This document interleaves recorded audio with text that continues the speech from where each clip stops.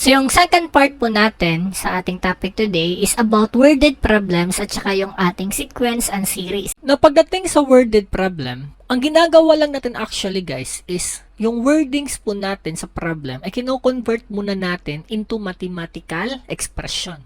Okay? So, dapat alam natin paano ba gumawa ng expression or equation based sa statement ng problem. So, may mga keywords tayo na palaging ginagamit sa problem solving. Okay? So, normally yung operations natin na ito, yung apat na to, you have addition, subtraction, multiplication, and then the division. Okay? So, yan yung basic words natin. And of course, yung problem, gumagamit din siya ng mga synonyms. Na for example, pag sinabi sa problem na something more than that, okay? So, you have add yun. Or you have here x less than y. Or that's a minus, okay? Subtraction yun. O pag sinabi namang times or product, multiplication naman yun. So, take time na lang guys to familiarize yourselves with the synonyms na ginagamit sa operation natin sa worded problem. Okay, so sige para ma-practice tayo, let's observe these sample statements. 5 increase by 4 times a number. So how do we write the mathematical expression with this statement? Okay, so may 5 daw tayo, no? So yung 5 increase by. So pag sinabing increase, diba, that is addition. Okay, so yung 5 daw, increase daw natin by 4 times a number. So, let's say na yung number na yun, we don't know anong laman yan, anong value niyan. Let's have it as a variable natin. Let's call it x. Okay?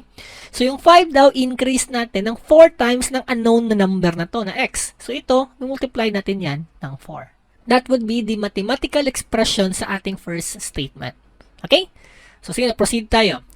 8 less than twice a number. Okay, so take note ha, maraming nagkakamali dito. So, iniisip ng iba, may word dito na 8, lagay sila ng 8 dito, then less than, ima-minus nila yan, then twice a number.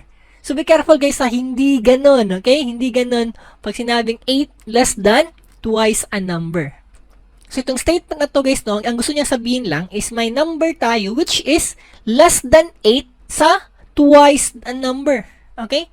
So, dapat yan ay naka 2x minus 8. Ang number na gustong kunin sa second statement is a number that is less than 8 sa 2x. Okay, yan po yung ibig sabihin sa statement na yan. Sige third statement tayo. 3 times a number increase by 9. Okay? So, meron tayong numero, na we don't know. 3 times a number, that's 3x, increase by 9. Okay? So, you have here plus 9. Now, fourth statement naman tayo. The product of 4 and a number decreased by 7. So, be careful guys ha. So, usual mistake sa nangyayari sa statement na to is you have a product of 4. Yung 4 daw, since product yan, imumultiply natin yan. So, a product of 4 and a number. So, usual mistake dyan, 4 and a number, ginaganyan. Let's call it x, 4 and a number x decreased by 7. Yan yung normal mistake na nakikita natin, sa pag-interpret sa statement na yan. But be careful guys ha, hindi ganito. Okay? Kasi naglagay po yung problem dito ng Oxford comma. Okay? So, ano ibig sabihin nun? So, pag may Oxford comma guys, then after the word and, okay? Ang ibig sabihin doon is, ito yung first number natin, product of 4 and a number decreased by 7. Bali, itong Oxford comma, siya yung naghihiwalay sa mga subjects natin, So, if 4, isa siya, a number decreased by 7, isa din yan, Yan yung kukunan natin ng product. Okay? So, be careful, Dapat pala dito, this is 4 times x minus 7. Okay? A number decreased by 7. So, x minus 7 yung i-multiply natin sa 4. O, sige. Next item tayo, next statement. A number repeated as a factor of 3 times. So, may number tayo we don't know. Ulitin natin a factor of 3 times. So, basically guys, that is something raised to a number. So, that is 3 times man, that's x raised to 3. Okay? Next, 3 times a number divided by 10 equals 15. So, let's say, x yung number na unknown natin, 3 times daw natin yan, 3 times a number. I-divide natin yan ng 10, ang lalabas daw ay 15, Kasi by 10 equal 15. 10 less than the quotient of a number and 2 is 0. So, you have the word here less than, So, same Same scenario kanina sa second statement, no? So be careful, hindi yan 10 minus something, no? Baliktad yan, mauuna yung nasa likod. So you have your quotient of a number and 2. So quotient man guys, ano man yung quotient? That is the result kung magdi-divide tayo. So you have here a number and 2, that's the quotient, diba? Less than 10 daw natin yan, ang lalabas is 0, no? Is 0. Okay? So, most of the case, guys, yung word na is, nag-a-act yan as equal sign. Okay? That's why you notice here, no? You have a quotient of a number and 2. Ito yun, no? X over 2. That's 10 less than man, no? So, you have here minus 10 is, ito yung equals 0. Equal to 0. Okay? So, yan guys, no, yung ating equation. So, take note lang guys, ano ba pinagkaiba ng algebraic expression tsaka ng ating equation? When you say expression, guys, no, ito yun sila, no? Ito yung nakuha natin kanina. Yan sila, mga expressions yan. Pag sinabi mong equation, basically, no, expressions lang yan na merong equal sign. O sige na, proceed tayo next statement. 12 more than the product of a number and 2 is 36. Okay? So, 12 more than the product of a number and 2 is 36. So, 12 more. So, 12 plus the product of a number x and 2. So, that's 2x, no? Is equal to 36. Okay, so yan po yung ating equation. And lastly, a third of the sum of a number and 2. Pag sinabing a third of the sum of a number and 2, so isa-sum natin yung number tsaka yung 2. So, you have your x plus 2. Sum yun. Pero dapat daw, a third man. So, pag sinabing a third, no, a third, that is a fraction, di ba? So, a third meanings 1/3, guys. So, that is x plus 2 over 3. Okay, so yan po yung ating mga expression based sa statement na binigay sa atin. O, sige no, let's have our sample problems.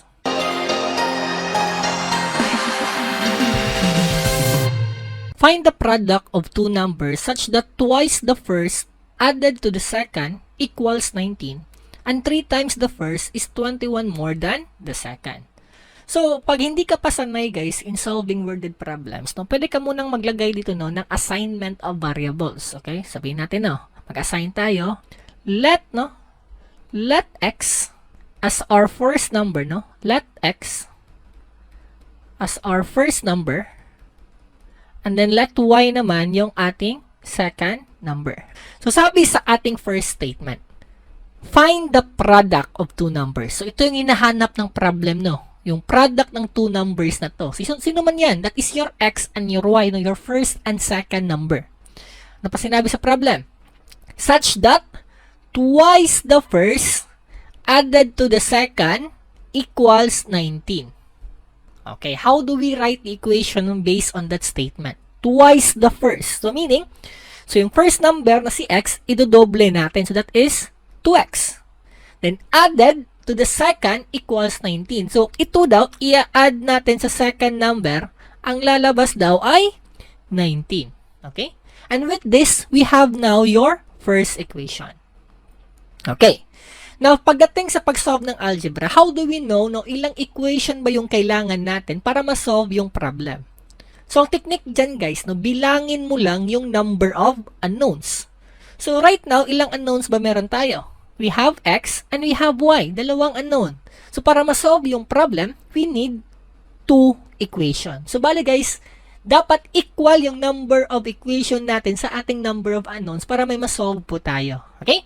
So, may isa na tayo, create tayo ng pangalawa.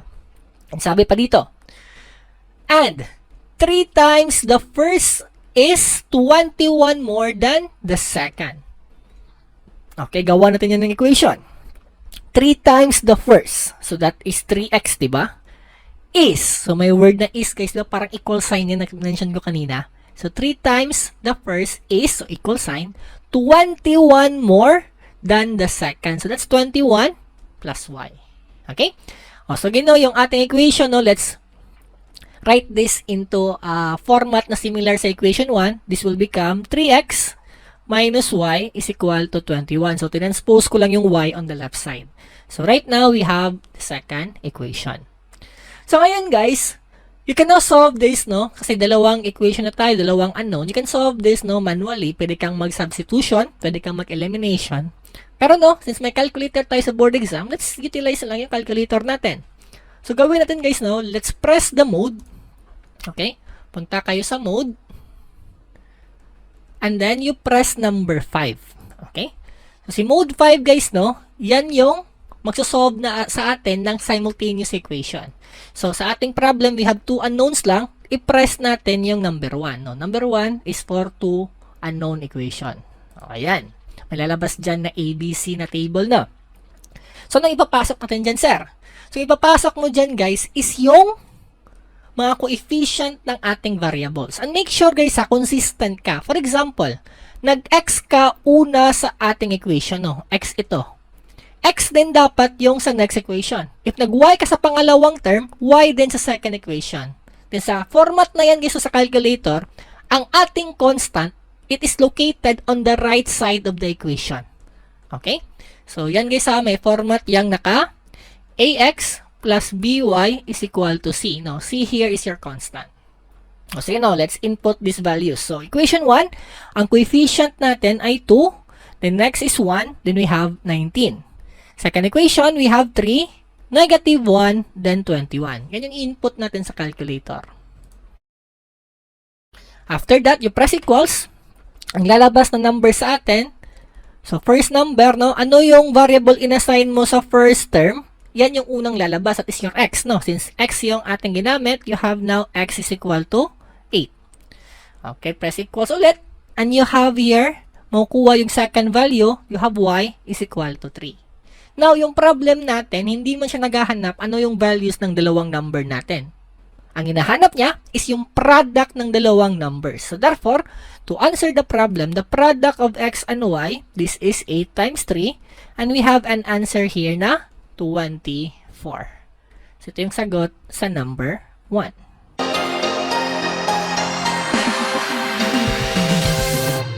The sum of the three numbers is 51. If the first number is divided by the second, the quotient is 2 and the remainder 5. But if the second number is divided by the third, the quotient is 3 and the remainder 2. Determine the numbers. Okay. So, sige no, sinsimula pa tayo ng module natin, no? Let's assign muna yung variables. Let, no, mag-assign tayo. Let x be our first number. Let y be the second number. And then z naman yung ating third number. Okay. So, sabi sa first statement, no, first sentence, the sum of the three numbers is 51. And from there, may magawa na tayong isang equation. So, you have there, x plus y plus z is equal to 51. Okay, equation 1. Next, if the first number is divided by the second, the quotient is 2, the remainder 5. Okay. So, yung first number daw is divided by the second. So, yung first number na x, i-divide natin yan sa second number. So, that's x over y. Ang quotient daw, ang lalabas na sagot, you have 2 daw, pero may remainder tayong 5. Now, the question is, how do we write the remainder into a mathematical expression? So, di ba nakasanayan natin, no, sa ating basic mathematics, no, we put remainder as something like this, no. Ganyan, no. Quotient, then you have remainder number, di ba? Ganyan yung ginagawa natin. But how do we write the remainder in mathematical expression? So actually guys, no, we write it as the remainder over ano yung ating divisor. Okay? So, nakaganyan tayo, no? Now, sir, paano tayo sure na ganyan talaga yung pagsulat ng remainder? Now, imagine guys, you have 3, i-divide mo sa 2. Di bang lalabas sagot dyan, ang quotient dyan is 1.5. And let's say no, yung 1.5 convert natin into fraction form, that is 1 and 1/2, di ba? So, ito no, ito yung divisor natin, ito yung remainder, di ba? So, yan yung very basic example no, para ma-visualize natin na tama yung paglagay ng paggawa ng ating mathematical expression na merong remainder. O sige, after having this, no, simplify natin guys, no, we will multiply y on both sides. Okay, so cancel yan. And you will have here x is equal to 2y plus 5. Okay, so lahat ng variables, guys, no, ilipat natin sa left side, no, para mabilis tayo later sa pag-input sa calculator. And we will have x minus 2y is equal to 5. This is now your second equation. O, sige, proceed tayo next statement. But if the second number is divided by the third, the quotient is 3, remainder 2. So this time naman, yung second number, si y, i-divide natin sa third number, ang lalabas na quotient daw ay 3, pero may remainder tayong 2. And again, to write this into mathematical expression, yung remainder, i-divide mo yan sa divisor. And from here, no, simplify natin to, multiply tayo ng z both sides. You have y is equal to 3z plus 2. Or lipat lahat ng variable sa left side, and you have y minus 3z is equal to 2. This is now your third equation. Okay? So right now, we have 3 equation, 3 unknowns. Since tatlo yung unknowns natin, di ba? Equals the number of equation, we can now solve the problem. So again, now you can solve this manually, substitution or elimination. Or pwede tayo mahirapan, let's go na lang sa ating mode. Mag-mode tayo. Then let's go to number 5. Then this time around, guys, no, since meron tayong tatlong unknowns, we will pick number 2. So that's mode 5, 2. Okay? So, same process kanina, input lang natin yung mga coefficient. So, the first equation, we have 1, 1, 1, then 51. Second equation, we have 1, negative 2. Since wala yung z, we will put here 0. Okay? Then you have 5. And then, the third statement, third equation, we have 0 na x, kasi walang x tayo dito. You have 1 na y, negative 3 na z, then you have 2 na constant. O, sige na, input natin. 1, 1, 1, 51. 1, negative 2, 0, 5. Then we have 0, 1, negative 3, 2. Plus equals, makukuha natin ngayon yung tatlong values. So, yung x, guys, masosolve natin as 33. Okay, press equals again. Si y naman ay 14. And then lastly, si z ay 4. Okay? So, ito na ngayon yung sagot natin for this item since we are looking for the value ng 3 numbers.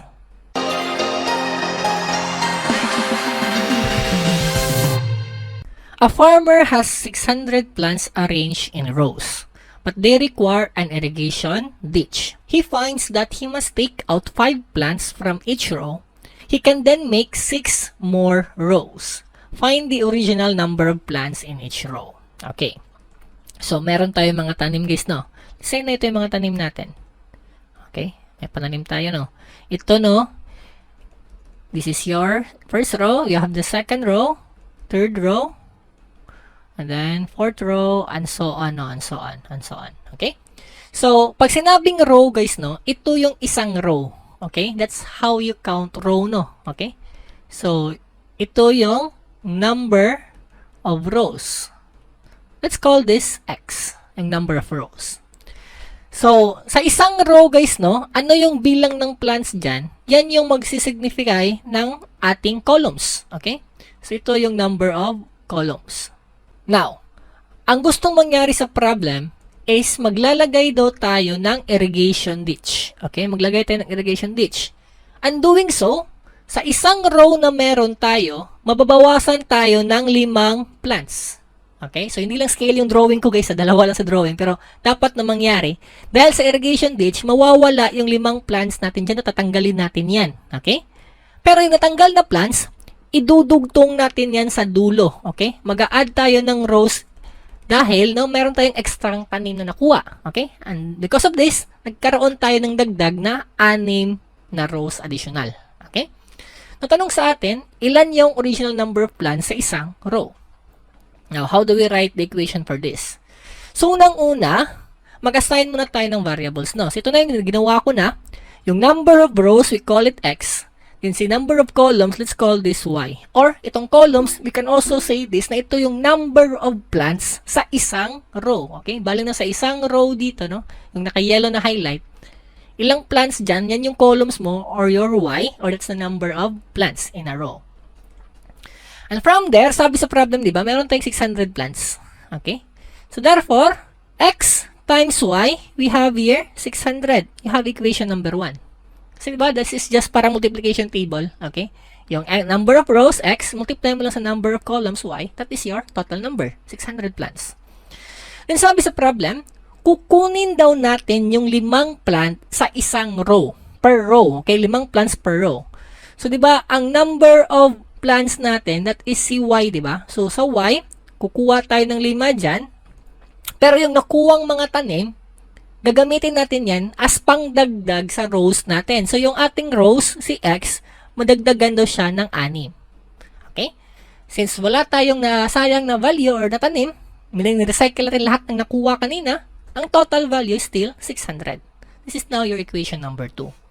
So right now, we have 2 unknowns, 2 equations. No? Can we solve the problem? Well, of course, yes, no? Kasi equal yung number of unknowns sa ating number of equations.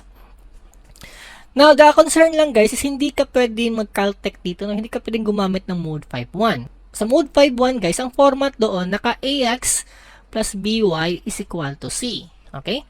This time, no, yung ating variable, no, nagkadikit yun, no, multiplication yan, x times y. So, you cannot use the caltech method no, sa mode 5.1. Okay? You can't use that. So, ang gawin mo lang, mag-substitution na lang tayo, no? So, yung equation 1, laruin mo yan, no? So, pwede mong gawin, x is equal to 600 over y. Okay? And after that, ipasok mo yan sa second equation. So, meron ka ngayong 600 over y plus 6 multiply sa y minus 5. Ang lalabas dapat 600. And from here, isa lang yung unknown, di ba? Si y na lang. Shift solve natin yan and you will get now the answer. And you will get an answer of y is equal to 25. Now, before we answer, guys, ito muna. 25 ba yung sagot sa problem? Okay? Be careful Ano ba yung hinahanap natin? Di ba we're looking for the number of original plants in a row. Sino man yung number of plants? Di ba si y yan? Since si y na yung nakuha natin, yan na po yung sagot natin for number 3. So, ito lang guys, no? Heads up lang, no? Para mabilis yung pag-solve nyo later sa problem solving sa exercise ninyo. Pag kailangan nyo mag-substitution, guys, no? Like, ginawa natin sa equation number 1. Diba may dalawang method ka dito? Pwede kang mag-x is equal to 600 over y, or you can also write it as y is equal to 600 over x. Then yan yung ipasok mo naman dito. No? Pwede yan. Okay? Pero bakit tayo x is equal to 600 over y? Kasi guys, no, we are looking for y. Dapat, no, pagpasok natin, pag-substitute natin, yung variable na hinahanap natin, siya yung matitira sa ating equation. Para pag-solve natin, ano yung lalabas, yan na mismo yung sagot. Okay? Although, hindi ka naman magkakamali, no? Pag si x yung matitira dyan, makukuha mo si x, ibalik mo lang sa equation 1, isolve mo lang yung y. Pwede naman yun. Pero hassle na, tatagal ka konti, di ba? So, by thinking ano yung hinahanap, and make sure na yan yung matitira as much as possible sa computation mo, in that way, mapapabilis mo yung oras sa pagsasolve ng problem. Advice ko lang yun sa inyo.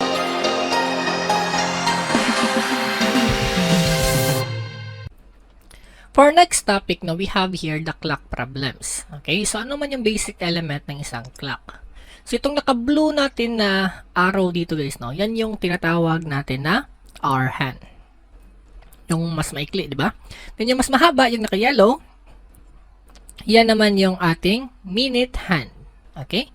So, ano man yung mga data na dapat natin malaman before solving clock problems? So, ganito guys, no? Sa isang oras, no, in 1 hour, or that is, in 60 minutes, ilang degrees ba yung ita-travel ng ating mga hands? Now, let's start with the minute hand. Di ba yung minute hand, sa isang oras, no, it will do 1 rotation, di ba? Iikot yan, di ba? Isang ikot in 1 hour. In 1 hour, it will travel 360 degrees, no, per 1 hour, or per 60 minutes. Okay? And from here, may makukuha tayong value that is 6 degrees per minute. Okay? Yan yung bilis ng pagtakbo ng ating minute hand in terms of angle na degrees per minute. Yung hour hand on the other part, no? Ilang degrees ba ita-travel niya sa isang oras or in 60 minutes?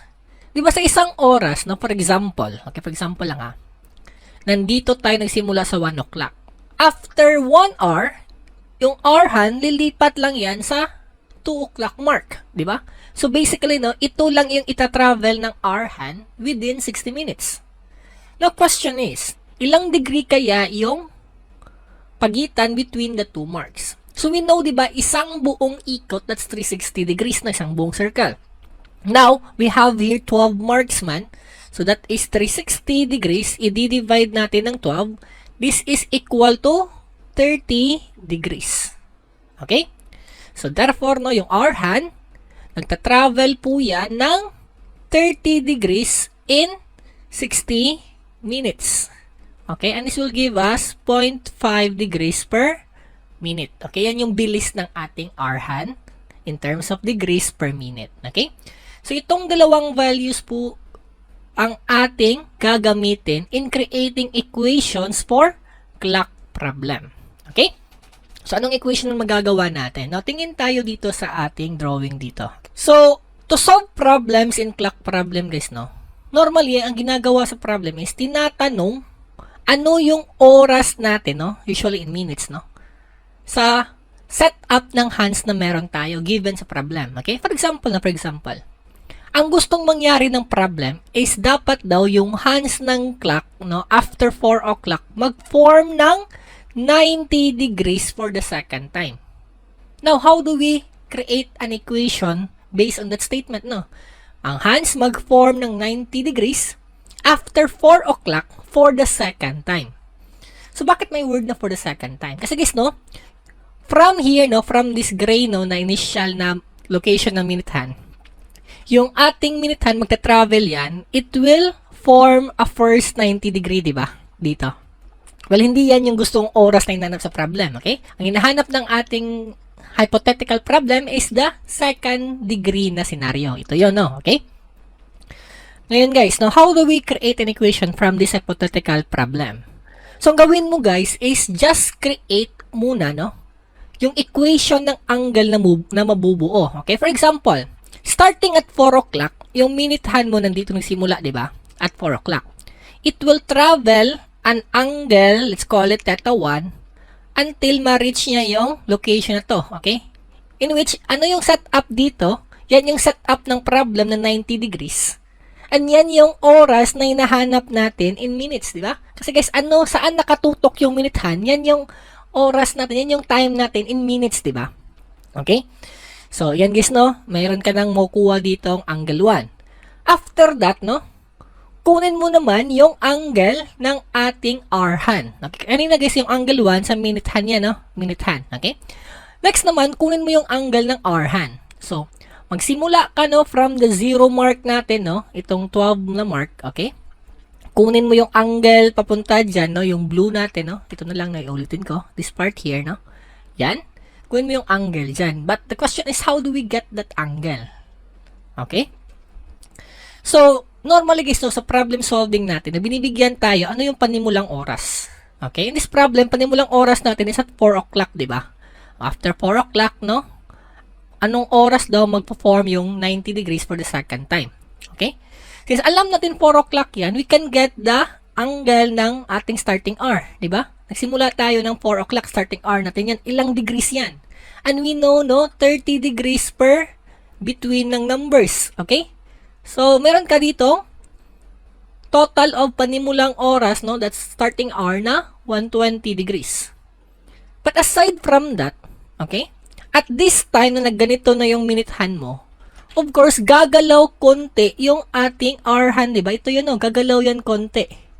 Now, the question is, how do we compute sa paggalaw nito na kahit konti, ayun, nagmamatter po yan, no? How do we compute that value? So, ganito guys, no? Let's go back sa ating na-solve na values kanina. Diba we know, yung ating R hand, gagalaw yan 0.5 degrees per minute. Okay? Per minute, nagpaggalaw ng R hand. Every time si minute hand, every time gumagalaw si minute hand, si R hand, gagalaw siya ng 0.5. Okay? Now, with that idea, okay? Pag yung ating time, no, in minutes, no, is T, okay? Sabihin natin T ito, no, from here, papunta dito. In terms of time na to guys, hindi na angle, no, papunta dyan. If that is T minutes, therefore, from the starting hour na 4 o'clock, ito, gagalaw siya ng 0.5 of t, di ba? And that's why, no, yung equation na magagawa mo dito, that is starting hour plus 0.5 of t. Okay? That is your angle 2. Okay, yan yung traveled natin ng hour hand natin from your 12 na mark. Si theta 1 naman, no, ito yung traveled, no, ng minute hand papunta sa desired time natin, no. That is 6 times t. Kasi 'di ba, yung ating minute hand travel 6 degrees per minute. Okay? So, okay, no? So, you have here, in terms of angle, 6 degrees per minute times t na minutes, you have now 60. Okay? Now, after having these two equations, okay, ito yung normally ginagamit natin, equate mo lang yan sa given sa problem, masosolve mo na yung problem. Okay? So, for example, sa ating hypothetical problem, so, we have here theta 1, okay? Ibawas natin, ito yung theta 1, di ba? Ibawas natin yung theta 2, anong matitira dyan? Diba that is your 90 degrees? Okay? So, ito yun guys ha. Theta 1 minus theta 2, matitira dito is yung 90 degrees. Okay? And with that, no, ipasok mo yan dito. Pasok mo yan dito. And you'll have now an equation na unknown is si t lang. Okay? Therefore, solvable na yung problem, di ba?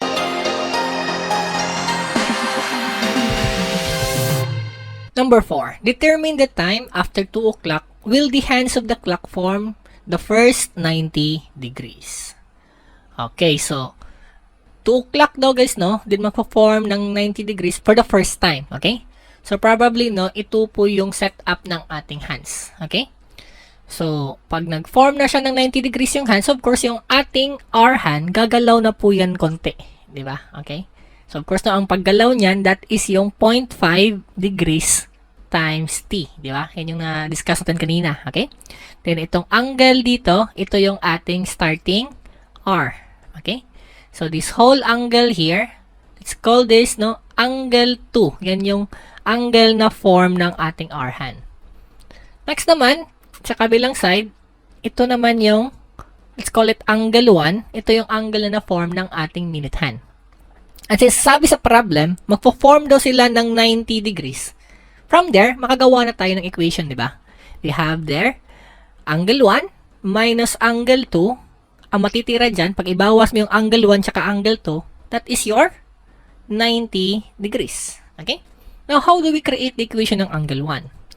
Di ba yung angle 1, makukuha mo yan by knowing the rate ng pag-travel ng ating minute hand. And nasolve yun kanina, that is 60, di ba? Okay? 6 degrees per minute, na times mo lang sa anong minutes itong ita-travel niya, no? Anong minutes ito?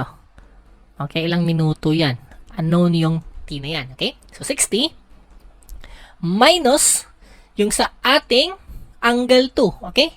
Yung angle 2, you have your angle ng starting hour mo, okay? You have your 30 degrees, you have 30 degrees, that's 60 lahat, di ba? So, 60 degrees, that is your angle ng starting hour, plus yung konting part na to, okay? Which is 0.5 times t yung computation dyan. Okay, again, na-discuss na to kanina. Is equal to 90 degrees. Okay, and from there, very easy, solve mo na yung oras natin. So, we will get t is equal to 27.27 minutes. Okay?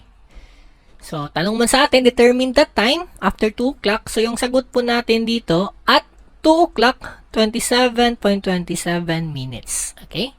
So, at this duration, magpo-form ng 90 degrees yung ating hands for the first time after 2 o'clock.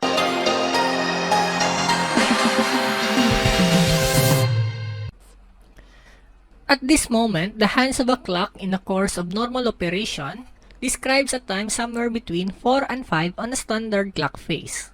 Within 1 hour or less, the hands will have exactly exchanged position. What time is it now? So may problem tayo. Ngayon daw, yung oras natin is between 4 and 5 o'clock. So pag nandyan yung oras natin between 4 and 5, malamang yung hour hand natin is between 4 and 5.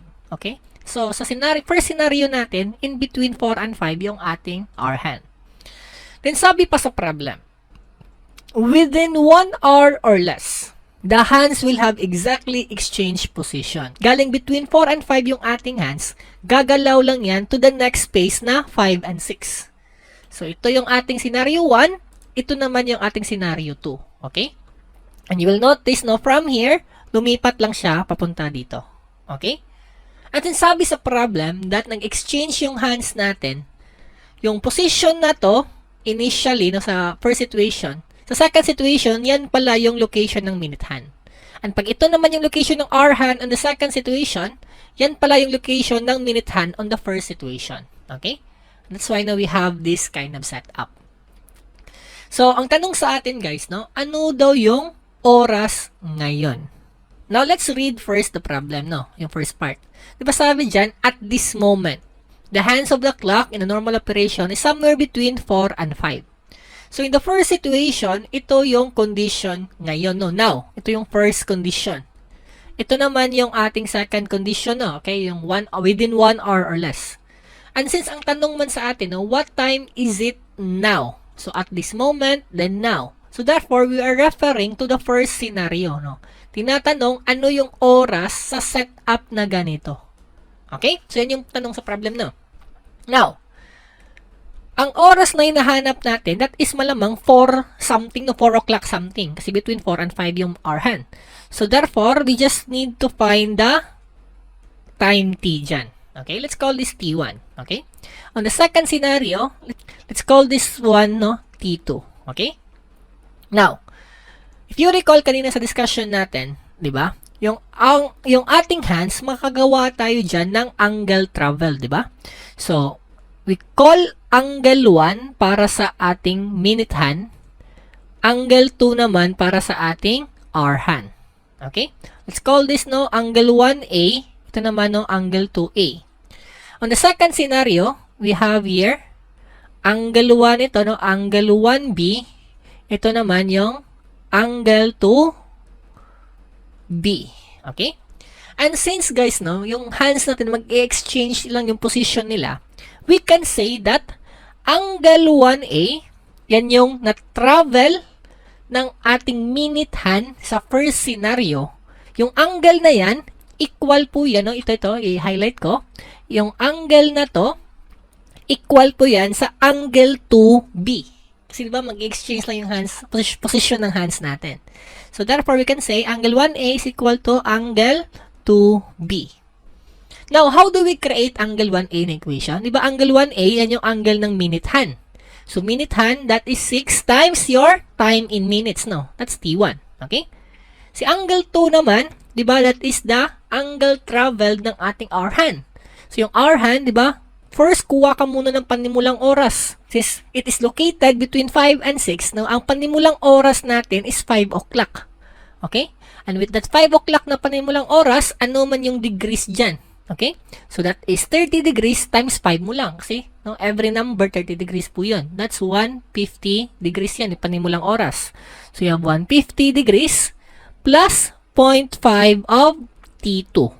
Take note ha, T2 yung gagamitin natin for the angle 2B. Kasi si angle 2B, that is the second scenario. No? Time T2 po yung minutes na ma-form dyan. So, right now, we have one unknown, second unknown. So, we have two unknowns, guys. So, we need to create one more equation. Now, ano pa magagawa natin? So, aside from using angle 1A, we can also use angle 2A. No? Yung hour hand ng first scenario. So, that is angle 2A. Yung angle na ma-form nito, no, i-highlight ko ng blue, okay, this one, equal yan sa ating angle 1B. That one, di ba? So, you have there, equal to angle 1B. Okay? So, si angle 2A, this is yung angle traveled ng hour hand sa first scenario. So, di ba, to create angle ng hour hand, meron ka munang panimulang angle. So, yung panimulang angle natin, o panimulang oras, nag-start tayo sa 4 o'clock, diba? Kasi between 4 to 5 yung location ng hour hand. So, nagsimula siya ng 4 o'clock, ano yung angle, starting angle natin dyan? So, that's 120 degrees. Paano nakuha yung 120 degrees? That is 30 degrees times 4, yung panimulang oras. So, you have your 120 degrees plus 0.5 of T1. Then, equate natin yan sa angle 1B. So, ito yun, diba? ito yung na-travel ng minute hand. So, si minute hand, 6 times time in minutes ka lang. In which yung minutes sa second scenario, that's your T2. Okay? And with this, two equations, two unknowns, we can solve the problem. So, let's write it na lang in a form na madali tayong makapag-input sa calculator. Transpose natin, you have 6T1 minus 0.5 T2 is equal to 150. Okay? Equation 1. Then, ito naman, you have 0.5 T1 minus 6 T2 is equal to negative 120. Okay. So, ang gawin lang natin ngayon, proceed na lang tayo sa mode 5.1. So, yung T1 natin, masasolve natin yan equal to 26.85. Yung T2 naman, solve natin as 22.24. Okay? So, meaning guys, first scenario, yung oras natin dyan, at 4 o'clock, 26.85 minutes. Second scenario, that is 5 o'clock, 22.24 minutes. Okay? So, of course, makikita naman natin sa hands, Okay? You can verify the answer. So, ito yung second scenario. Ito yung ating first scenario. Now, ano man isasagot natin sa problem? Since ang tanong sa problem, ano yung oras ngayon? Then, based sa statement kanina, yung sinabi niyang at this moment, the problem is referring sa first scenario. Therefore, isasagot natin is yung time sa first scenario. At 4 o'clock, 26.85 minutes.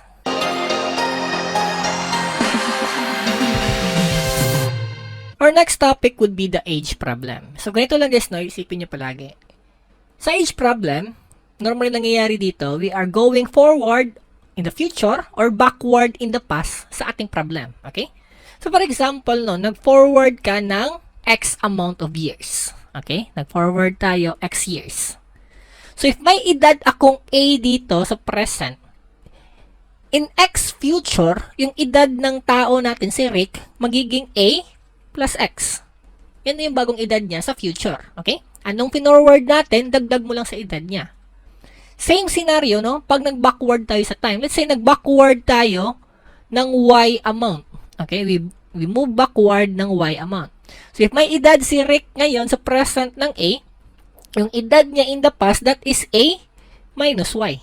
Now, what if meron tayong maraming tao, Hindi lang isa. What if dalawa na? Okay? Let's say, nandyan si Morty. So, let's say, nag-forward tayo sa time with amount X. Nag-forward tayo amount X in the future. So, again, si Rick, if A yung edad in the present, in the future, magiging A plus X yung edad niya.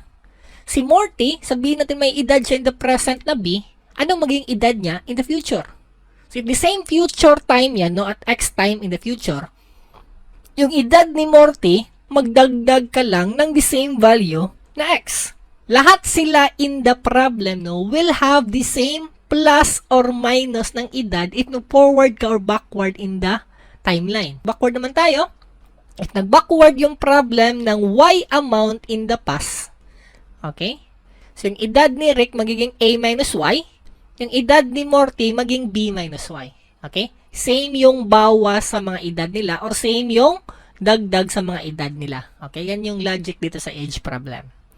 Sige let's have our sample problems.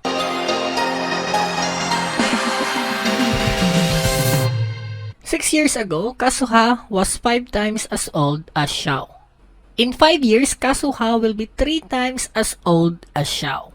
What is the present age of Xiao? So, sabihin natin guys, mag-assign tayo ng variables, Let's say, X, yung edad ni Xiao. Okay? Pero guys, yung edad na to, this is present, Xiao's age. Present. Okay? Ang weird naman, Ayusin natin. Let's say X ang present age ni Xiao. Then, let's say naman Y, yung present age ni Kazuha. Okay? Now, based sa statement, sabi dito, 6 years ago, Kazuha was 5 times as old as Xiao. So, meaning, mas malaki yung edad ni Kazuha ng 5 times kaysa edad ni Xiao. So, pag yung edad ni Kazuha ngayon is Y, ano yung edad niya 6 years ago? That is y minus 6. Di ba? Kasi backward tayo sa past, di ba? So, 6 years ago man, so y minus 6 yung edad ni Kazuha. Then, ito yung edad ni Kazuha daw is 5 times sa edad ni Xiao. So, therefore, equals 5 times sa edad ni Xiao. Anong edad ni Xiao? 6 years ago. So, if x yung edad niya ngayon, 6 years ago, that is x minus 6. So, ito po yung magiging equation 1 natin. Now, take note ha, yung word dito, no, na Kazuha was 5 times as old as Xiao. Di ba yung was, that is past tense ng is, di ba? So, parang yung is yung magiging equal sign natin. Now, simplify natin. You have here 5x minus 30, y minus 6, no?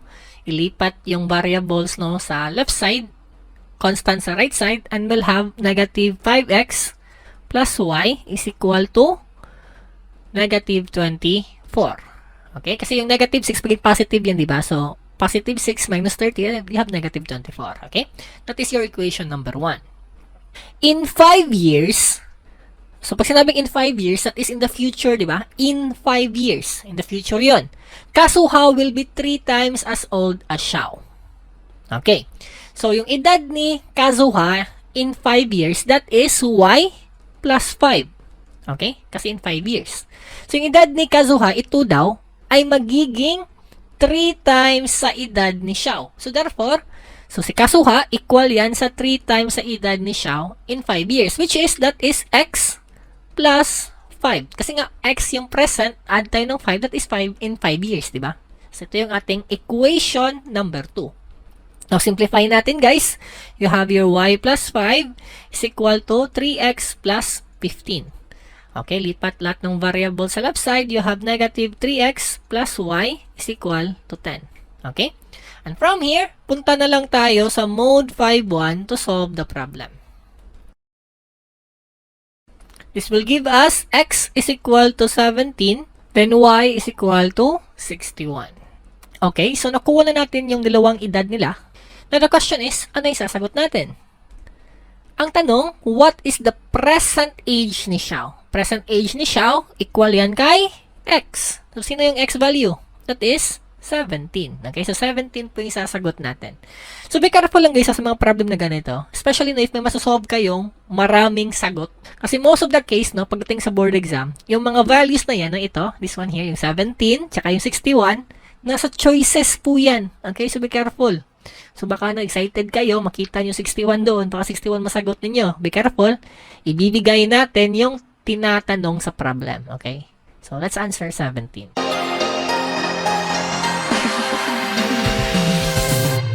When I am as old as my father is now, I shall be 5 times as old as my son is now.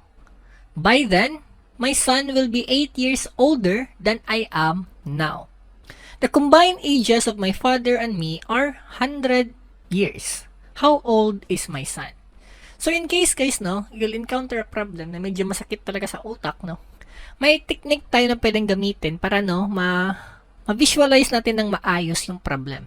So, instead of normally writing the equations, no, ng statements, pwede natin gawin, guys, is pwede tayong gumawa ng table, okay, regarding sa times na meron tayo, no. It could be present, past, it could be present, future, or it could be the three, okay, depende sa problem. So, sabihin natin, no, itong part na to, ito yung present na edad nila. Yung last column naman, yan yung future na edad nila. Okay? Meron tayong son, yung anak, then yung person, yung me, and then yung father ng person. Okay? Now, isa-isahin natin yung statement. Let's start with the first sentence. When I am as old as my father is now. Okay? How do we input the value sa ating table dyan? When I am as old as my father is now, so in Tagalog, kung yung edad ng person, yung me, ay magiging equal na sa edad ng tatay niya ngayon, therefore, yung edad na tinutukoy for me, that is edad in the future. Diba? So, let's call it X, guys, no? So, sinabi man niya, when I am as old as my father is now. So, if X yan yung edad niya in the future, yung edad ni father ngayon is also X. Okay, when I am as old as my father is now, I shall be 5 times as old as my son is now. Value ng edad ko in the future, no, ng me, okay? Ito daw is 5 times sa edad ng son ngayon. So, if itong x is 5 times sa edad ng son ngayon, therefore, yung edad ni son, in terms of x, ngayon, that is x over 5. Okay? Now, second sentence naman tayo.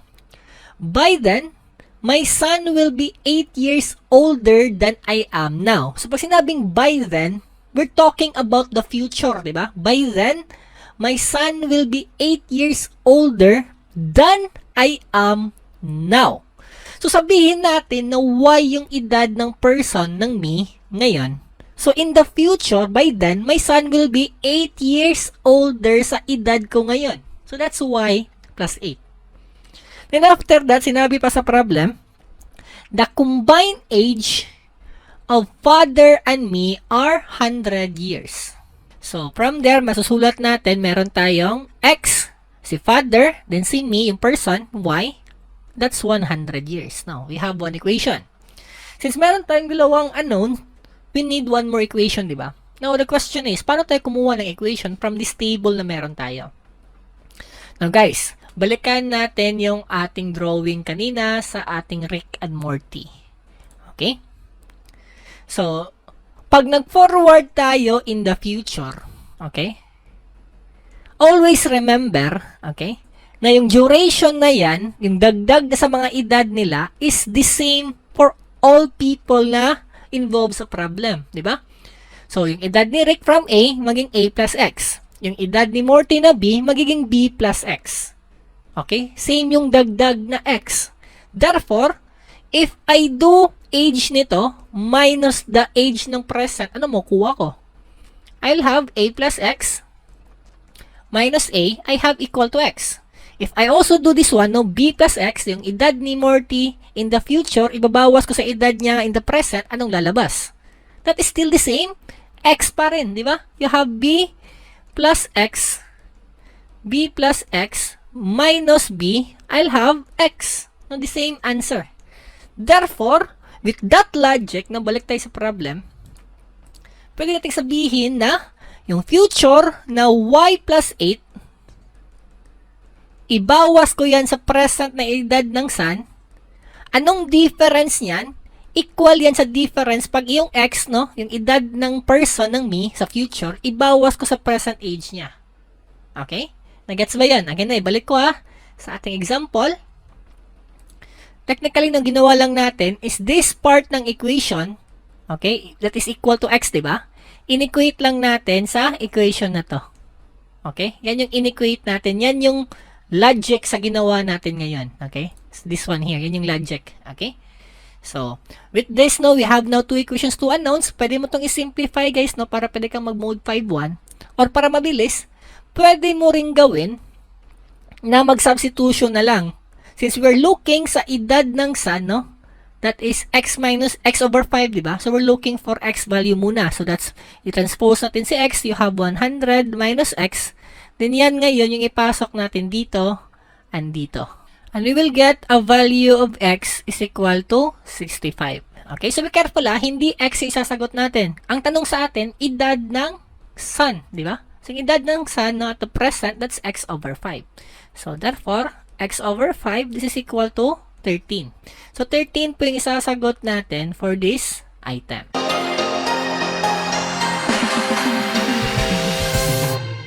Next topic natin, we have money problems. Okay, so in this topic, discuss lang po natin yung basic principles na kailangan natin for us to able to solve yung basic algebraic problems na. Kasi anyway, yung thorough discussion ng money is, it will be discussed doon pagdating sa engineering economy.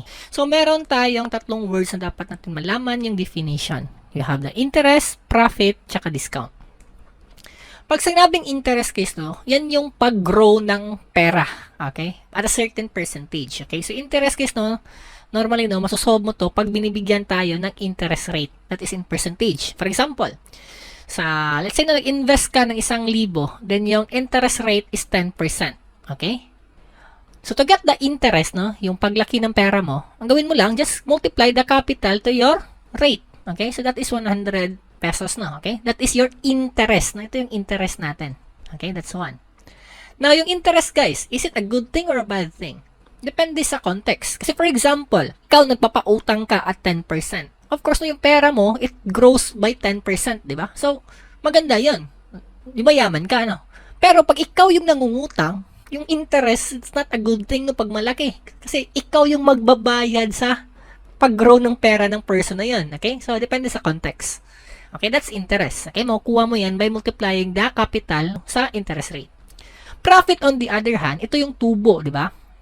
Normally, you can hear this word sa mga negosyante, di ba? So, for example, no, gumawa ka ng munchkin, no, ginagawa sa high school, no.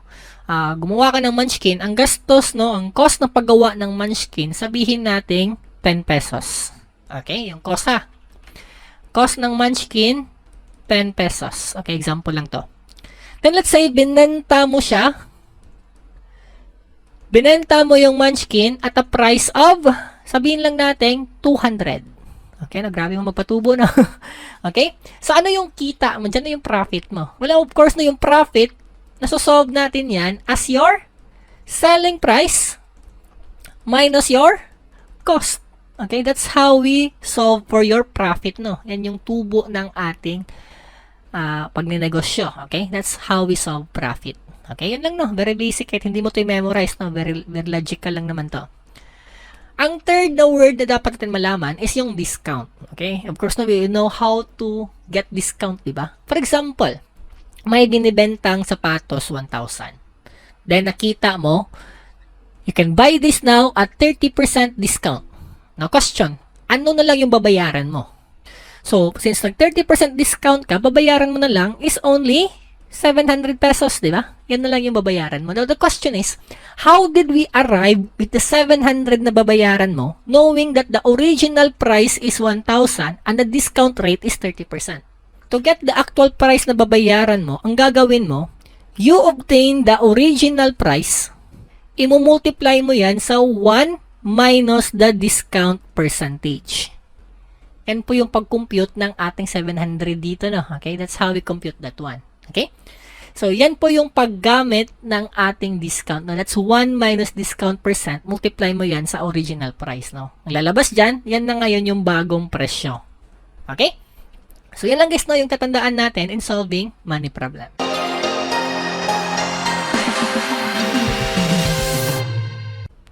The selling price of iPhone 13 Pro is double that of its cost. If the iPhone 13 Pro was sold to a customer at a profit of 25% of the net cost, how much discount was given to the customer? So, of course, guys, no, nagkaroon ng discount yung presyo kasi naging 25% na lang yung profit natin of the net cost. Naisipin nyo, ang selling price original ng iPhone ay doble sa cost ng iPhone. And again, no, how do we solve profit? We solve profit by getting the selling price. Okay, no, selling price. Bawas natin sa cost. So, if cost is X, then yung original selling price is 2X. Dapat, no, yung kanyang profit X din. Or that is 100% ng ating net cost, di ba? Profit na X, cost X. Ano yung profit natin in percentage? Okay? So, yung profit natin, X, i-divide natin sa ating cost X, that is 100%. Ito yung original setup dapat, no? Okay, ganyan dapat, 100% dapat yung ating profit in terms sa net cost. Pero nangyari guys, kumita lang tayo, nag-profit lang tayo, 25% of the net cost. So, anong nangyari? Of course, no, lumiit yung ating kita kasi nagbigay tayo ng discount.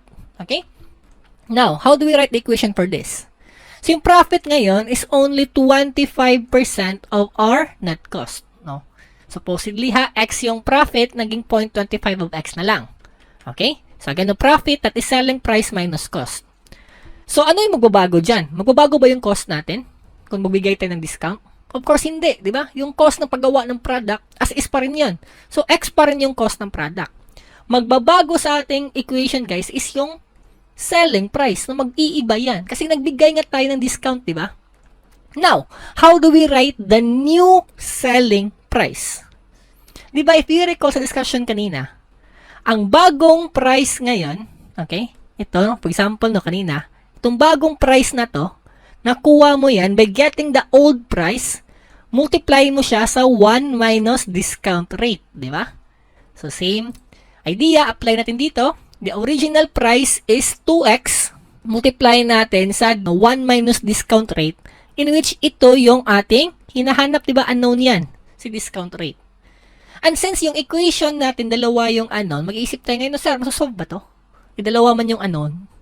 Wala na tayong magawa pang equation. Actually, guys, no, it's okay. Kasi yung x natin dyan, pwede mo yan i-cancel. Kasi lahat ng terms, merong x. Okay? So, cancel yan. Cancel to. Cancel din to. Ano matitira? You'll have now 0.25 is equal to 1 minus discount rate minus 1. Okay na? Dinivide natin everything by x. And from here, isa lang yung ating unknown, yung discount rate, we can now solve the problem. And we will get here a discount rate of 37.5%. Okay? So, ito po yung ating discount na binigay. That's why, no, 25% na lang ng cost yung naging profit natin.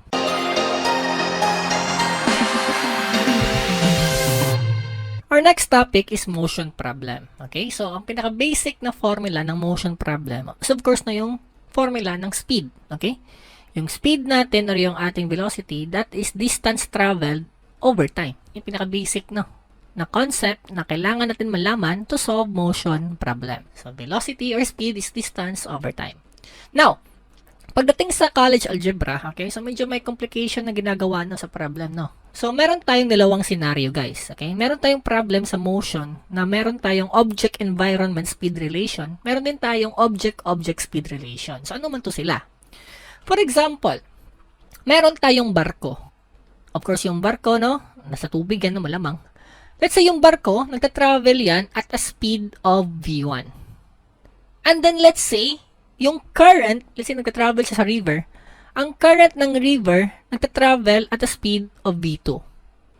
Now, by logic, ano ngayon yung magiging effective speed ng ating boat? So, yung effective speed niya, magiging V1 plus V2. Kasi, di ba, yung tubig, yung current, tutulong yan sa pagtulak ng boat mo. Therefore, mag-i-increase yung bilis ng pagtakbo niya. So, you have there additional, V1 plus V2. Now, what if meron tayong problem na aeroplano? Let's say nag-travel siya in this direction, yung speed niya, sabihin natin V1, then may hangin tayo na opposite, may speed na V2. So, ano ngayon ang kanyang effective speed if ganito yung setup natin? So, instead of adding, ang effective speed mo ngayon, magiging V1 minus V2. Yan lang yung mangyayari if we have an object-environment speed relation. Bale guys, yung environment, either tutulong yan, or lalabanan yung speed ng objects natin. Okay? It could be a boat, it could be a plane, or anything na. Okay? That is object-environment speed relation. Now, aside from that setup ng problem, may problem din tayo na object-object. So, ano mo tong object-object, sir?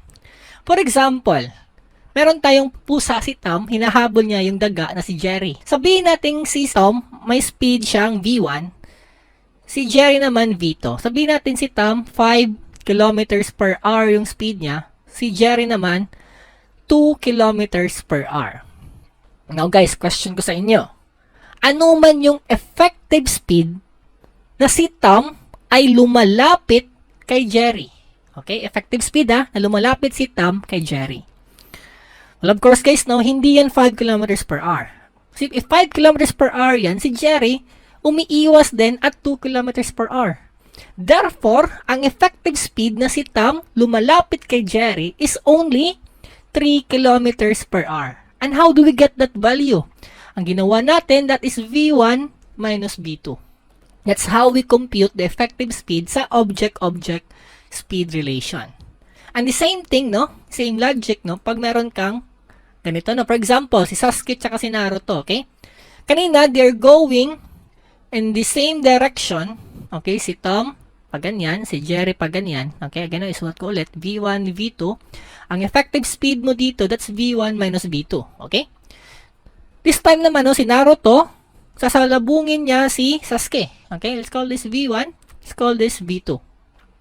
Ano naman yung effective speed na silang dalawa ay maglalapit to each other? Since silang dalawa ay nag-e-effort para makalapit sila to each other, therefore, ang bilis kung saan silang dalawa ay magtatagpo ay mas lalo pang bumibilis, di ba? Kasi para sila nagdonsolweta, di ba? So therefore, ang effective speed dito, this is V1 plus V2. Now, try to observe the relationship, guys. Okay? So, sulat ko lang ulit ha. Ito naman sa object environment. You have V1, you have hangin, V2. Sulat ko lang ulit. Okay? So, yung formula mo dito sa taas na effective speed mo, you have V1 plus V2. Ito naman, you have V1 minus V2. Now, try to observe. Itong nasa left side natin, V1 and V2, they are going in the same direction. Sa taas, you have V1 plus V2. Sa baba, you have V1 minus V2. On the right side, yung V1 tsaka V2, opposite direction. Sa taas, you have minus. Sa baba, you have plus. So, take note ha. Baka isipin nyo palagi na pag the same direction, i-add ko lang, or same direction, i-minus ko lang agad. Mali yun. Kasi depende yan sa scenario. Is it object-environment relation, or is it object-object relation? Okay? So, pag object-object tayo, same direction, i-minus po natin yan, no, minus. Pag object environment, same direction, plus po tayo. Then vice versa naman pag opposite direction. Okay? So take note lang ha with this figure na meron tayo. O sige no, let's have our sample problem.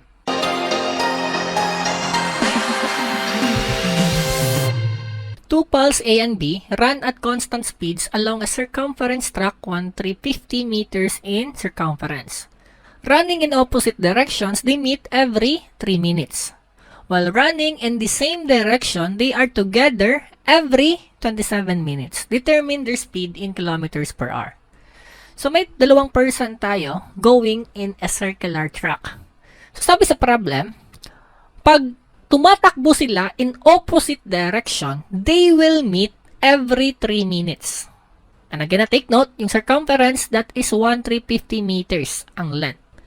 So, let's say at starting point, let's say nag-start sila the same point. Let's say si A, tumakbo siya pa ganyan. And then si B naman tumakbo on the other side. They will meet every 3 minutes. Okay? So, let's call this VA. Let's call this VB. Velocity ni A, velocity ni B.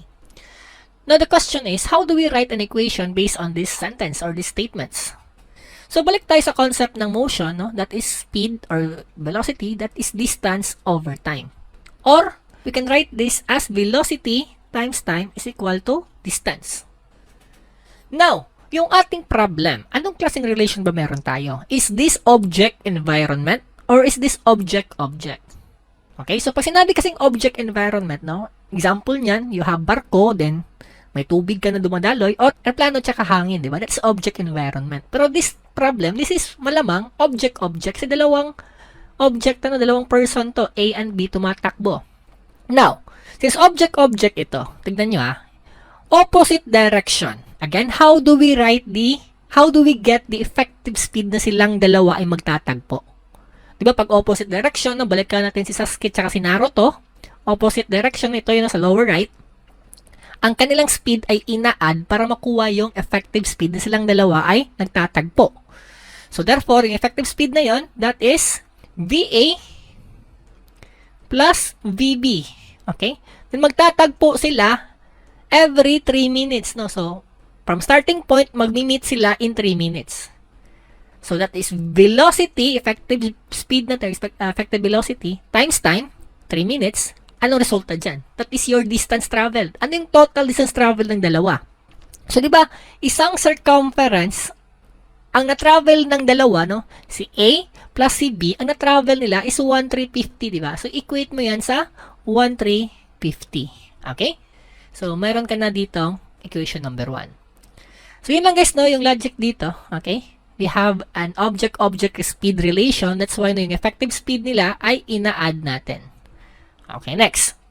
Ano naman mangyayari pag silang dalawa from the same starting point nag-travel in the same direction? So, apply lang natin yung logic na-discuss kanina, no? Pag the same direction and object-object, yung effective speed na silang dalawa ay magtatagpo ay ima-minus natin. Well, of course, guys, no? Hindi yan sila magtatagpo in one rotation lang. Okay? Malabo yan. Okay? It might require multiple rotation before sila magtagpo. Okay? Kasi maghahabol yung isa sa isa eh. Di ba? So, pag the same direction, ibabawas natin yung speed nila. So, mag-meet to sila every 27 minutes. No? So, time sa time, 27 minutes. Ano yung distance travel na gagamitin natin? Ano yung di gagamitin dito?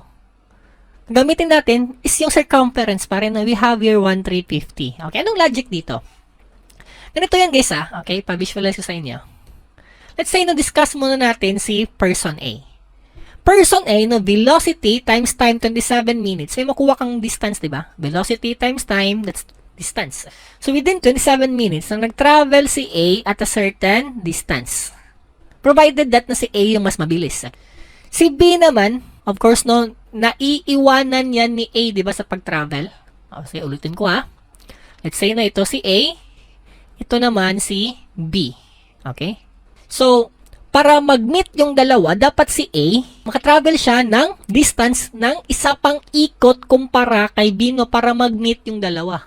That's why, yung ating distance na ginamit dito is yung circumference ng ating track. Okay? Dapat magkaisang ikot muna siya, para mahabol niya si B. So, sige that is now your equation number 2. Now, with this, we have two equations, two unknowns, we can solve the problem. Para mabilis, punta na lang po tayo sa mode 5-1. Okay, so ito distribute mo lang. You have 3, 3, 1, 350, 27, negative 27, 1, 350. Sige, solve natin. So, velocity ni A, that is 250 meters per minute. Si B naman, may velocity siyang 200 meters per minute. But take note guys hindi po meters per minute yung habol natin. We want it in kilometers per hour. So, paano ka ba mag-convert? So, di ba, in 1 hour, meron kang 60 minutes. And, we know that in 1 kilometer, meron tayong 1,000 meters. Solve natin yan. So, yung speed A will become 15 kilometers per hour. Yung speed naman ni person B, okay, 200 ito, meters per minute. Convert natin, and this will become 12 kilometers per hour. So, ito na ngayon yung maging sagot natin. Ito yung speed ng dalawang person natin.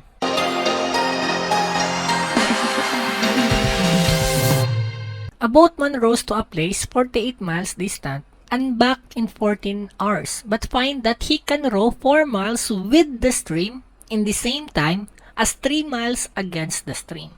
Find the rate of the stream. So, ang problem natin guys, travel yung boatman from here papunta dito, a distance daw 48 miles. Ang ginawa niya yan, pagpunta niya at saka pagbalik, the total time is 14 hours. Then, sinabi pa sa problem that downstream daw, let's say downstream ito, ito naman yung upstream, pabalik, okay? Downstream daw, it can travel 4 miles with the stream in the same time as 3 miles against the stream. So, di ba, this problem, this is object-environment speed relation, di ba? Kasi, pag downstream, guys, sabihin natin yung boat, may speed siyang V1. Okay? Sa boat yan, And then, V2 naman yung sa ating stream. Sa downstream scenario, ang effective speed, that is V1 plus V2. Sa upstream scenario, that is V1 minus V2. Of course, sa downstream, sasabay ka sa agos ng tubig, di ba? So, bibilis yung barko mo. Sa upstream naman, of course, lalabanan mo yung stream, dadahan ka. That's why na V1 minus V2 yan. Now, if we go back sa concept ng speed, di ba that is distance over time? Or we can write this as velocity times time is equal to distance. Okay, so if you think about it, papunta sa from starting point, papunta sa destination, ang effective speed natin, that is V1 plus V2. Okay? Then, times natin sa time 1, yan yung time papunta sa location. Ang distance traveled na yan, that is 48 miles. Pabalik naman, ang effective speed mo ngayon, magiging V1 minus V2. Ang time duration natin dyan, T2. Ang distance traveled, 48 miles pa rin. Kasi nga, babalik ka sa pinagdaanan mo. Of course, same distance yan. Now, if bibilangin natin yung unknowns, guys, no, we have V1, V2, T1, T2. Apat lahat, di ba? So, ang dami. Sakit sa utak. Okay? Now, how do we solve this? No? Anong trick gagawin natin na para mapaikli yung ating calculation? So, gagamitin natin yung given na to, guys, no, this one here. Sabi sa problem, he can row 4 miles with the stream the same time as 3 miles against the stream. So, itong speed na to, no, kaya siya mag-travel 4 miles with the stream. It can travel 4 miles with unknown value of time. So, basically, no, itong V1 plus V2, we can set this as A, no? That is yung speed pa downstream. And this is 4 miles per X time na we don't know. Pa-upstream naman, let's convert this to variable B. May speed yan na 3 miles per time X. Okay, no? Kasi yung 4 miles at 3 miles na yan, no? That is in the same time. Okay, so unknown lang yung X na yan. Now, after having this, anong gagawin natin? Di ba yung total time natin, that is 14 hours, di ba? How do we compute time? So, ang time, guys, no, makukompute natin yan by having distance over velocity. Okay? So, papunta sa location, distance natin 48 miles. Ang distance natin, ay yung speed natin, that's 4 over x. That's downstream. Pabalik natin upstream, you have 48 miles yung distance ulit. Ang speed niya is only 3 miles per time x. Diba? Ang total duration ng time, that's 14 hours. And from this equation na meron tayo dito, okay, this one here, we can solve the value of x. Diba? Sige na, solve natin, guys. We will solve x is equal to 0.5 hours. After getting the x value, we can now calculate the speed A, no? At saka speed B. Okay, itong A and B, guys, ha, take note. Si A, that is the effective speed downstream. Si B naman yung effective speed upstream. 4 miles divided by 0.5, you have 8 miles per hour. Si upstream naman, 3 divided by 0.5, that is 6 miles per hour. And from there, may magagawa na tayong 2 equations. So, ito yun sila. V1 plus V2, this is equal to 8. V1 minus V2 equal to 6. And from this, we have 2 equations, 2 unknowns. We can now solve the value of V1 and V2. O, sige na, solve natin. Punta tayo sa mode 5.1. This will give us V1 is equal to 7 and then V2 is equal to 1. Ang hinahanap sa problem, we're looking for the rate ng stream. Again, no. We denote kanina yung V2, yung rate ng stream. Isasagot therefore natin ay V2, sagot is 1 miles per hour.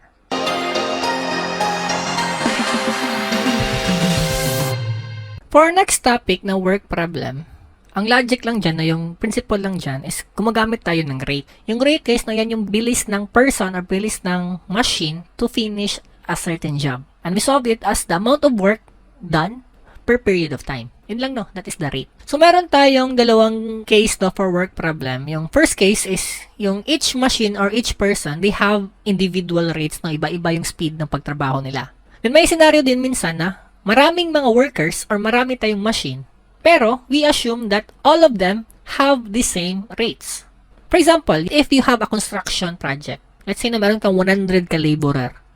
Ang hirap, guys, no, na kumuha ka pa ng individual rates ng each laborer na meron ka. 100 yun, di ba? Mahirap yan. That's why, no, in that scenario, we just assume na meron silang isang speed lang.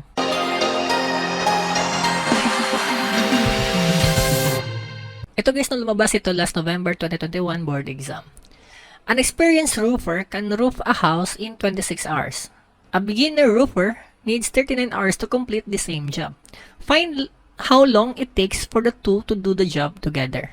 Let's say R1 is the rate ng experienced roofer. Kaya niyang tapusin yung isang roof, no, isang job, no, one job in 26 hours. Again, no, rate is equal to the amount of work over period of time. Since isang roof lang yung ginawa nila, so that's one roof in 26 hours. Yan yung rate or speed ng experienced roofer. Yung bagong roofer, kaya niya tapusin the same job, no, is the same roof, one roof, pero matatapos niya in 39 hours. Now, question sa atin, ano daw yung duration pag silang dalawa ay magtutulungan? Now, yung formula ng rate natin, no, you can also write this as rate times time is equal to the amount of work. Kung silang dalawa ay magtutulungan, ilang work ba gagawin nila? Di ba isa lang? Isang house, isang roof. Now, anong mangyayari sa effective rate natin? So, pag silang dalawa ay magtutulungan, of course, yung rate ng pagtrabaho, bibilis. Di ba? Kasi nagtutulungan yung dalawa eh. So, yung rate natin, ia-add natin yun. So, we have a rate 1, 1 over 26, ia-add natin sa rate 2, that's 1 over 39. Multiply natin sa time na hinahanap natin. And from this, we have one equation, one unknown. We can now solve the value of time. This will give us a duration of 15.6 hours. Okay, so ito po yung sagot natin sa number 11.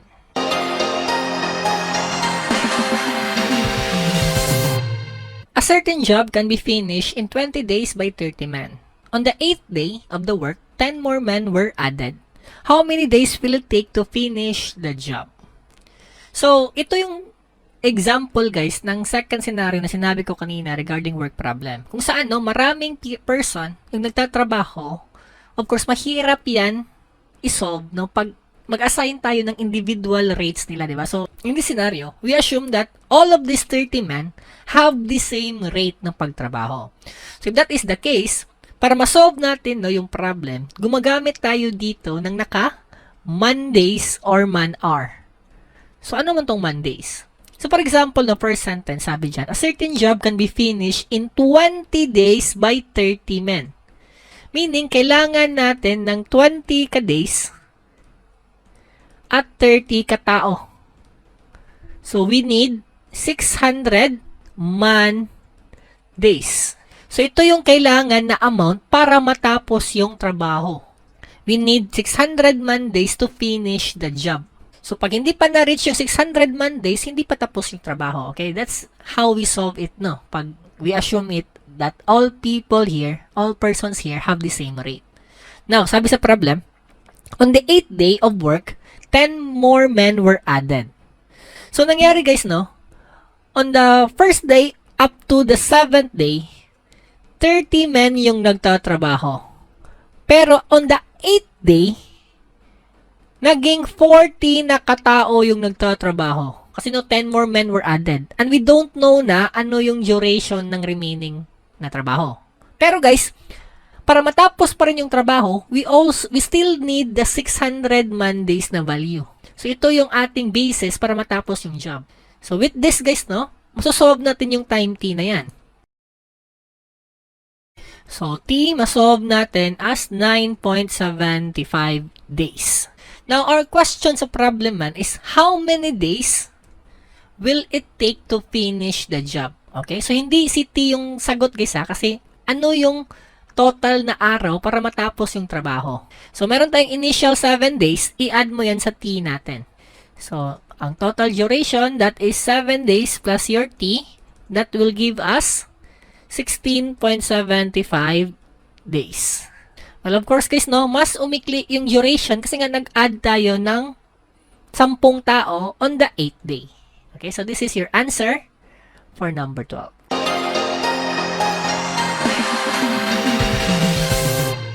Mixture problems. Okay, so in this topic, no, ang nangyayari dito, meron tayong mga mixtures and then hinahalo-halo natin, no. So, normally daw, ang tanong dyan, ano yung final na mixture, ano yung percentage ng material na to, and so on, no? So, yan po yung nangyayari sa mixture problem.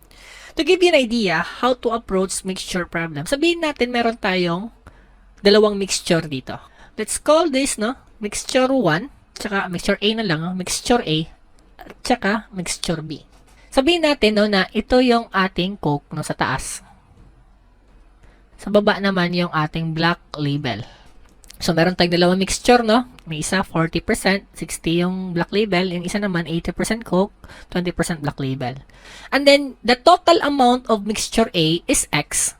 The total amount of mixture B is Y. It could be in cubic centimeter, it could be in millimeters, and so on, or it could be in liters, we don't know. So, ang idea lang dito guys, no, is same lang sa mga previous items, gagawa ka lang ng equation based sa statement ng problem. And from there, just do mathematical solving, makukuha mo na yung sagot. Yun lang actually ginagawa natin guys dito sa worded problems.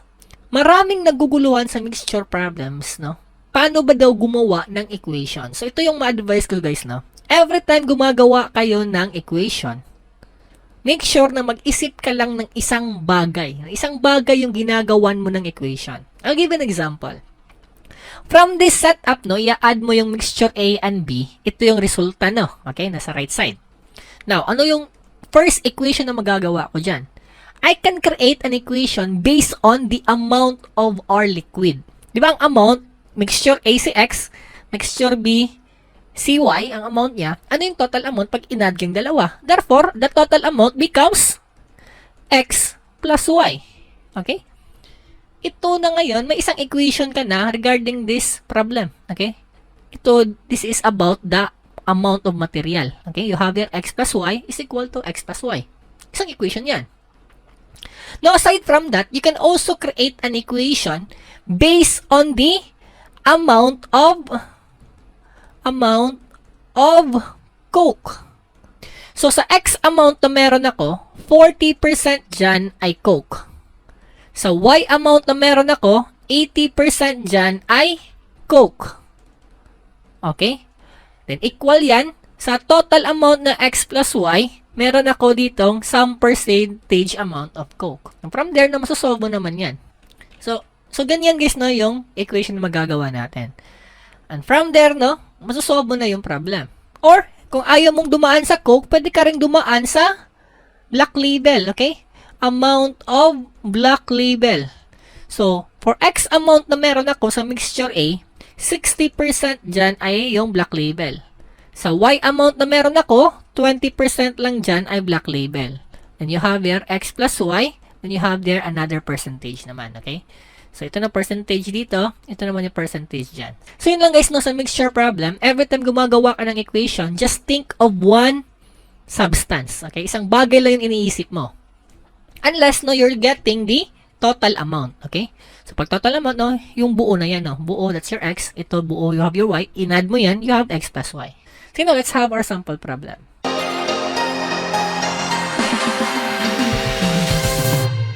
The Jaeger bomb is a popular party starting shot. Normally, a 4.2 ounce mix contains 35% Jägermeister. Arataki Ito likes to act tough and wants to try a mix with 70% Jägermeister.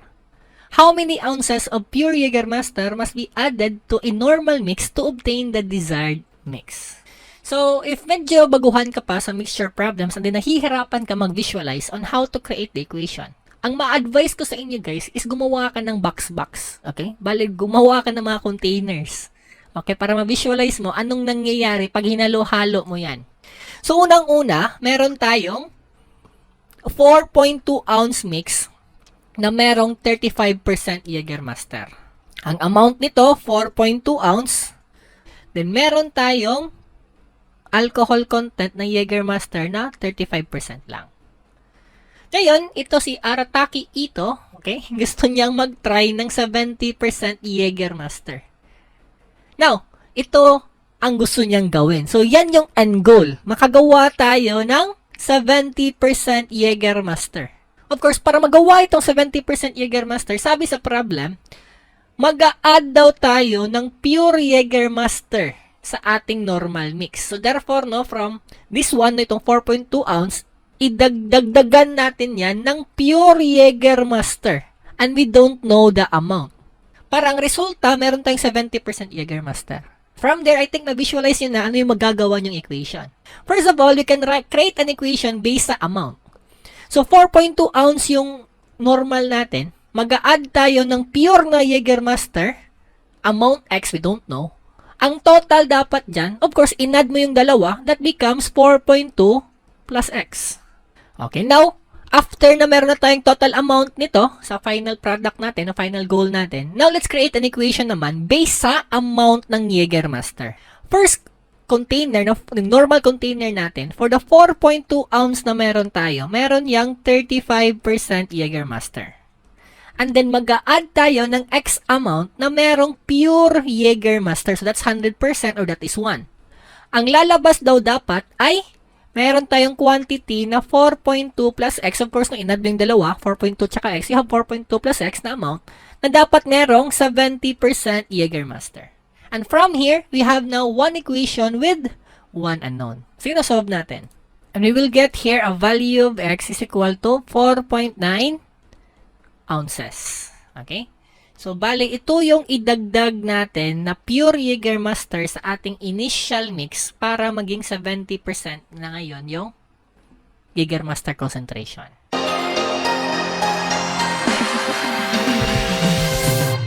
Vessel A contains a mixture of 12 liters of wine and 18 liters of water. Vessel B contains 9 liters of wine and 3 liters of water. How many liters must be drawn from Vessel A to produce a mixture containing 7 liters of wine and 7 liters of water? So, again, no, para ma-visualize natin properly, let's draw muna yung ating mga vessels. Okay, let's say ito yung vessel 1, ito yung vessel 2, then you have your vessel 3. Baba ko lang konti yung vessel 3 guys ha. Ayan, okay? So, ang nangyari guys, no, yung problem, hindi tayo binigyan ng percentage. Ang binigay sa atin, yung individual amount ng components. So, first part, no, meron tayo dito, 12 liters yung wine, 18 liters yung water. A total of, ang container natin, meron siyang total of 12 plus 18, that is 30 liters. The second container, meron tayong 9 liters of wine, okay, and then meron lang siyang 3 liters of water. A total of 12 liters. Now, ang gusto mangyari sa problem is, kukuha lang tayo ng some amount dito, let's call it X. Kukuha lang rin tayo dito ng some amount, let's call it Y. And from these two, i-add natin. Ang lalabas daw dapat is meron daw tayong 7 liters wine at saka 7 liters water. So, if ito yung resulta natin, the total amount natin, that is 14 liters. Di ba? No-brainer. Kasi no, 7 yung wine, 7 yung water, 14 lahat. So, yan yung total amount. So, therefore, X plus Y is equal to 14 liters. That is already your first equation. Now, ano yung second equation na magagawa natin? So, you can create the second equation by getting the specific amount ng ating components. No? You can go to, no, pwede kang dumaan sa wine, pwede kang dumaan din sa water. But you can't just add 12 na wine plus 9 na water equal to 7 because it doesn't make sense. Diba? 12 plus 9, that's 21. Not equal to 7. So, of course, hindi yan equal to 7 kasi guys, hindi yung buong 30 tsaka buong 12 yung i-add natin. Kukuha lang tayo ng some amount X tsaka some amount Y. Now, if component or part lang yung kukunin natin per container, we need to calculate ilang percentage katumbas yung ating Y na meron tayo. Now, how do we get the percentage? So, pag kumukuha tayo ng percentage, guys, ang ginagawa natin dyan is yung amount of material, i-divide natin yan sa total amount. Okay? Kasi guys, pag sinabing percentage, no, naka-refer yan to something. So, be careful hindi yung 12, i-divide mo sa 18, no? That is, ito wine, ito water. Pag 12 dinivide mo sa 18, that is ratio ng wine to water. Hindi yan percentage. So, take note. So, yung percentage, guys, na ang mangyayari dyan, i-divide natin yung 12 sa total amount na 30. So, sinasolve natin, 12 divided by 30, that is 40%. Okay? 40% yung wine. Or pwede ka rin dumaan sa water, no? That's 60%. Sa second container, you have 9 na wine. Total amount ng container is 12. Meron tayong 75% na wine. Yan yung resulta. 7 liters yung wine. Ang total is 14 liters. Malamang this is 50%. So, ngayon, meron na tayong isang equation, no? That is X plus Y is equal to 14. For the second equation, we can go with the wine amount. So, sa X amount na kukunin ko, 40% dyan ay wine. And then sa Y amount na kukunin ko, 75% dyan ay wine. Ang resulta, So, 14 liters na meron ako, 50% dyan ay wine. Well, actually guys, no, you don't need to compute this part here. Kasi no, we already know na 7 liters yung resulting wine, di ba? So, yan na, pwede mo ilagay mo dyan sa dulo. Okay? Right now, we have two equations, two unknowns. Pwede na tayong mag-proceed sa mode 5.1.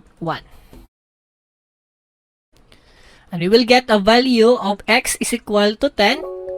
And then yung y natin is 4. Which one man yung ibibigay natin? So, sabi sa problem, di ba? Ano yung amount in liters ibibigay natin from vessel A? So, sa vessel A na ito si X, di ba? So, si X yung isasagot natin. We will answer 10 liters. Well, actually guys, no, pag sanay na kayo sa pagsosolve nito, you don't need to solve it using two equations, two unknowns. Hindi mo na kailangan mag-mode 5.1. Pwede mo ito marekta agad as sheet solve, no? Kasi guys, no, pag nasanay na kayo later, mame-mental mo na yung part na to, this part here, okay? Ito, mame-mental mo na meron ako unang X. Of course, no, ang resulta, total amount is 14. Of course, no, ang Y amount, this is 14 minus X. In which ito, nanggaling lang yan sa ating equation 1, di ba? Marirekta mo yan, no? Marirekta mo yan, papunta dito, okay? So, with that, no, isang equation, isang unknown ka na lang, you can solve it, no, yung equation 2, as shift solve na lang.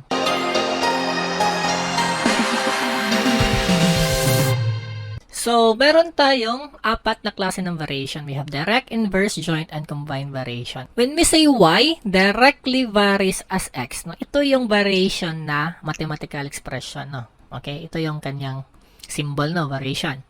Pero guys, no, in solving, we normally use equal sign, di ba? Equation. So, para maging equation, guys, no, yung variation natin, para maging equation, mag-a-add ka lang dito ng constant of proportionality. So, yung constant of proportionality case, no, it remains constant in any case scenario. Okay? So, guys, no, pagdating sa variation problem, ang nangyayari lang dito, technically, is meron kang scenario number 1 and then scenario number 2. In scenario number 1, probably, no, given lahat ng data, lahat ng value ng y tsaka ng x. Then, sa scenario number 2, isa yung unknown dyan. And after that, no, masasolve mo na yung unknown na to kasi from here, no, pwede kang mag-ratio and proportion. For example, in direct variation, I have data y1, I have here data x1. Okay? Direct variation to, ha? So, yan yung aking formula, no? Okay? So, in the second scenario, I have data y2 and I have x na data x2. Okay? But the value of k is still the same kasi nga constant of proportionality yan. Because of that, no? From here, pwede mo itong erasure proportion na. Okay? Palabas mo yung k, guys, and you will have here y1 over x1. Sa kabila naman, you have here y2 over x2. And since equal yung k na yan, pwede mo itong equate yung dalawa. And from there, may magagawa ka ditong y1 over x1 is equal to y2 over x2. So, if given yung y1, x1, for example, given yung y2, then hinahanap si x2, of course, masosolve mo na si x2, di ba? Kasi you have now one equation with one unknown. Basically, guys, no, yan lang talaga nangyayari sa variation problem. Ang depende na lang anong klaseng variation ka. So, yung na-discuss natin, this is direct variation. So, ang logic dito sa direct variation, pag tumaas yung isang variable, tataas din yung another variable. Or pag bumaba itong y value, bababa din si x value. Kasi nga, directly related sila. Sa inverse variation naman, baliktad. Pag tumaas yung y, liliit si x. Okay? Pag lumiit naman si y, tataas si x. Okay? Baliktad siya, inverse variation. Joint variation on the other hand, no, para siyang direct variation, pero maraming variables nga lang siya, hindi lang dalawa sila. Okay? For example, si y jointly varies as x and z. So, pag tumaas si y, probably, no, either tataas si x or si z, or pwede silang dalawa, x and z, sabay tumaas. And vice versa naman pag lumiit. Combined variation on the other hand, no, para siyang, of course, no, by the word itself, combine, na-combine dito yung direct tsaka inverse variation. So, yun lang guys, no, basically yung variation problem. Of course, no, sobrang dali nito, tinuturo lang talaga natin kasi pansin natin, no, halos every board exam, lumalabas ito sa ating subject 1, no, may variation problem talaga always. So, sige, no, let's answer our sample problem.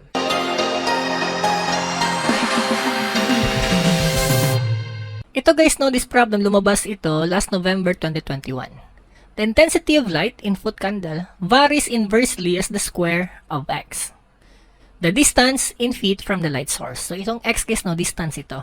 So from this statement, we can say that the intensity, let's have it as letter I, capital I, yan daw, varies inversely as the square of x. So ito yung kanyang relationship.